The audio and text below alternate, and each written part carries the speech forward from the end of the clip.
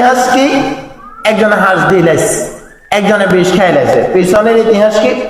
এমন যন্ত্রণা, সবাই একটু খেয়াল করবেন, এমন যন্ত্রণা, এমন কষ্ট যে শাশুড়ির বাড়িতে আর থাকতে পারেন না।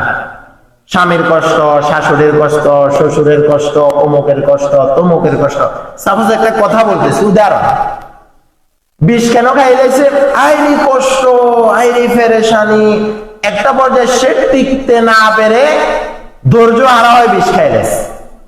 হাঁস কেন দিলেন, ফাঁসি কেন দিলেন?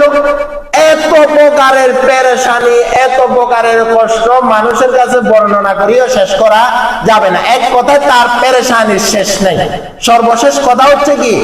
পেরেশানির শেষ নাই। কথা এত পেরেশানি, এত বিপদ যে সহ্য করতে না পেরে সে ফাঁসি দিয়ে লাইলো, বিষ খাই লাইলো, আত্মহত্যা করিয়ে লাইলো।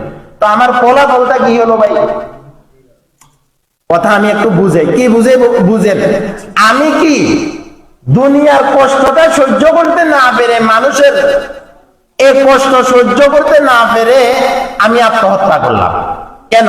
কষ্টটা থেকে বাঁচার জন্য। এতো কষ্টটা থেকে বাঁচার জন্য কি করলাম? আত্মহত্যা করলাম, বিষ খেলাম। তো এখন আমি যে বিষ খেয়ে মারা গেলাম, ট্রেনের রাস্তায় পড়ে যে মারা গেলাম, হাঁস দিয়ে মারা গেলাম, এখন পরবর্তীতে কি আমার শান্তি হবে? হবে? একটু আওয়াজ দেন না। শান্তি হবে? শান্তির জন্য তো আমি মারা গেলাম। এখন আমার দুনিয়াটার শুরুও আছে, শেষও আছে।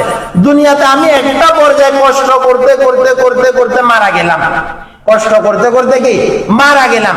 কিন্তু এই দুনিয়ার শুরুটাও আমি দেখলাম, শেষটাও আমি দেখলাম। কিন্তু পরকালের যে শুরু হবে আর কি শেষ হবে? তাহলে আমি যে কথাটি বলতেছিলাম, যারা এই সমস্ত কাজের সাথে জড়িত, যুবকরা একটু খেয়াল করবেন।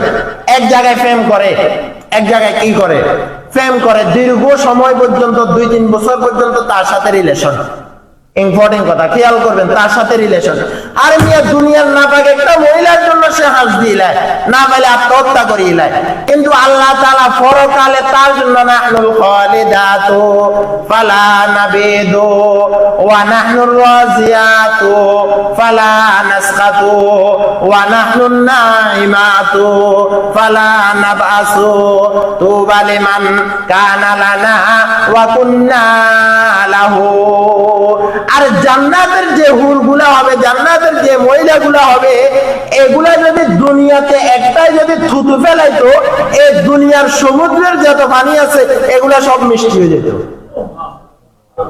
দুনিয়া যদি এদের রূপের সামান্য একটু চমকা পড়তো, দুনিয়ার সূর্য চন্দ্রের আলোটা ফেল হয়ে তাদের আলোয় দুনিয়া জগজগাইতো।